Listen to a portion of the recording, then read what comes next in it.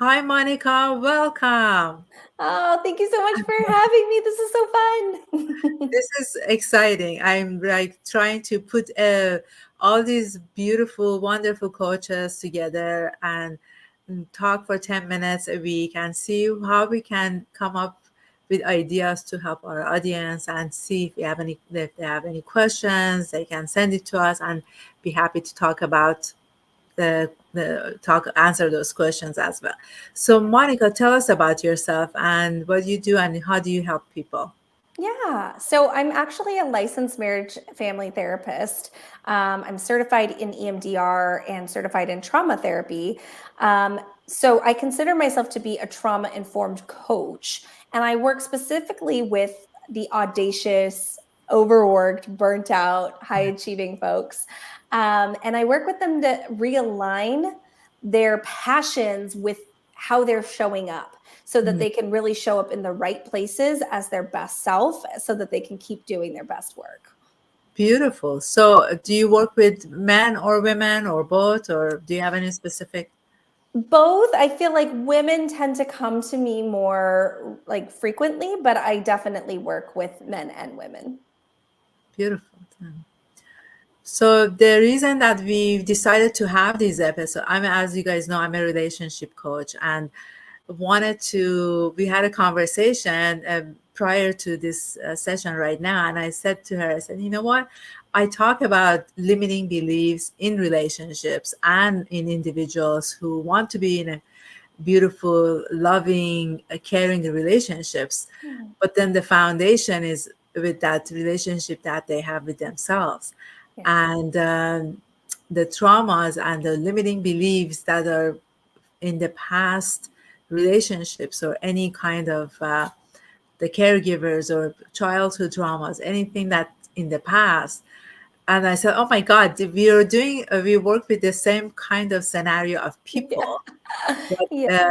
yeah, but yours is, burnout, other more specifically, and mine is in the relationship that they have with themselves based on those limiting beliefs. Mhm. So that's why I said, you know what, let's just have a conversation because I know a lot of people would be interested to know how those traumas become their limiting belief. Do you agree? Yes. Yes, absolutely. And again, so much of what we think of trauma sometimes is that it has to be this big catastrophic life event. And actually our traumas can be even subtle traumas, right? So some people call them little t traumas, but I sort of think of them as death by a thousand paper cuts, right? So it's a lot of small occurrences that are too much to our nervous system to process, or they could be too overwhelming for our nervous system to process.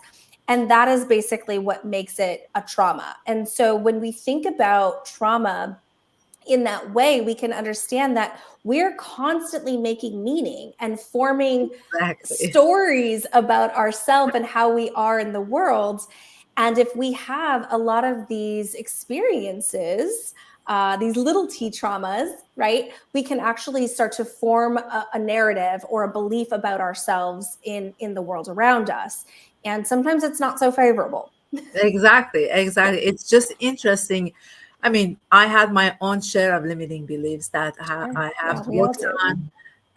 And then at the same time, it's sometimes incident happens in the during the day, work day, or interaction with other people that may these uh, limiting beliefs or these kind of small things will come up. And then Yeah. when Subtle. it's like a never ending because, but I tell my clients that when you know your limiting belief based on those traumas or small, large, whatever it is, and then when you're interacting and then something triggers you, there is ways uh, and that you can kind of work on it in Mhm. 5 minutes. Maybe sometimes it will take you at the beginning couple of days, couple of hours, but then eventually as you work on yourself and become more and more conscious and understand that has nothing to do with you, and these are all from the outside and it has to do with that person, or Yes. other incident, then it becomes easy, and you can smile at the interaction, and Totally. Yeah, yeah, you catch yourself and you can call yourself out and say, "Wait a minute, that's that old narrative, right? Like that's not the intentional belief that I want to walk through life with anymore."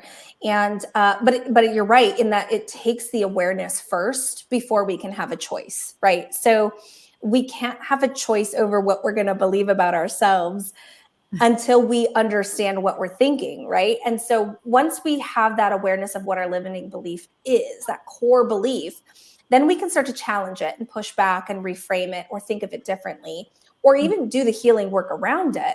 But we have to have that awareness. Awareness leads to choice. yeah. And then that second part of it, I believe it's the emotion.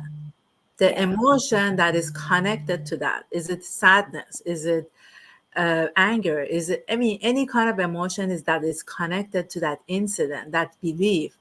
Then own that emotion and actually, befriend it. And if it's angry, Mhm. sit with it. If it's sadness, you Yeah. know, We have I to acknowledge it. We acknowledge. absolutely have to acknowledge it, right? And acknowledging it isn't tolerating it. Acknowledging it doesn't mean you have to love it. Acknowledgement is simply like, oh, it's you. You're here. Hi, nice to see you. Come on in, right? It's the acknowledgement of the emotion, right? Because someone may not love to feel grief, right? But to say, I can acknowledge that grief is here, it's with me, it's showing up, and it wants some of my attention.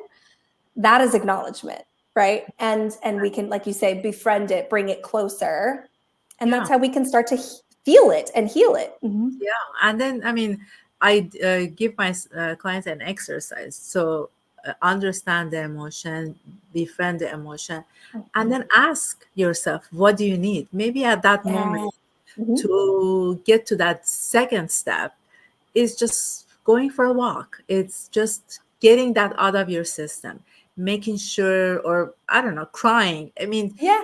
it's Sometimes. Yeah. sometimes any kind of need at that moment, it's essential to get to the next part of accepting it, that it is what it is and it has been here, and I am not that 5 year old, 3 year old, Yeah. 10 year old, even 30 year. I'm 55 today, or whatever age. Right, right. And you can come back to some presence, right?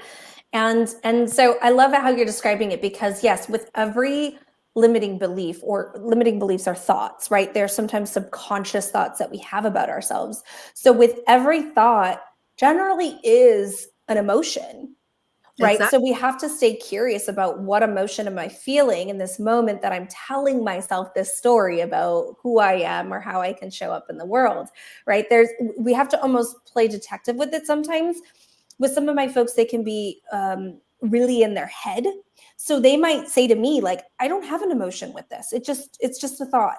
And I'm like, well, No. well, again, our thoughts are going to lead to an emotion, and then our emotion brings out a behavior, right? So if we can sort of understand that basic principle that thoughts lead to feelings and behaviors, then when we notice the thoughts, then we can start to get curious about what's the emotion that shows up either before or after this thought is present, this limiting belief, right?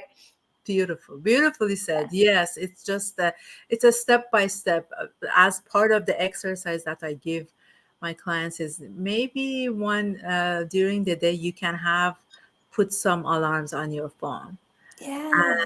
and every 2 hours, every 5 hours, whatever it is, a couple of times a day, and that give that moment to yourself to go inside and see, okay, even if it's nothing, no feelings that come, the feel at that moment, just see what kind of feeling you have. If you're happy, Yeah. if you're satisfied, if there is, and ask yourself the need. So this will kind of help you to get to that point when you're sad or angry or just negative emotions comes up, how can you be able to handle it. But Yeah. this is just that consciousness that I think we all need to have, and experience. Well, yeah, with that consciousness comes choice again, and we all want to have choice. We all want to have a sense of control over the stories and the emotions that we have and the ways that we show up with those thoughts and feelings in our relationships, or in my case, in the relationship to their work, right? It might lead them to burnout. So if we can have that consciousness, if we can have that choice, then we can now have some more control and confidence in how we're showing up in those different areas of our life. Amazing. Totally Yeah. true. And thank you so much. So we're gonna do these So 10 fun. 15 minutes episodes every Monday afternoon at 1 p.m. Pacific time.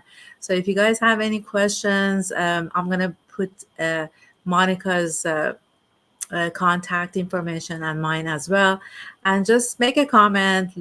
Tell us what you want us to talk about these traumas and negative or limiting beliefs that you may have or you think that you have in from the past or the present, and then we'd be happy to talk about it and explore and all the good stuff. Yeah. Hopefully help you guys get unstuck if you're stuck. Yeah. Yeah, exactly. So Yeah. thank you so So much. fun. Thank you Thanks so so much for hosting this. This is so fun. Great.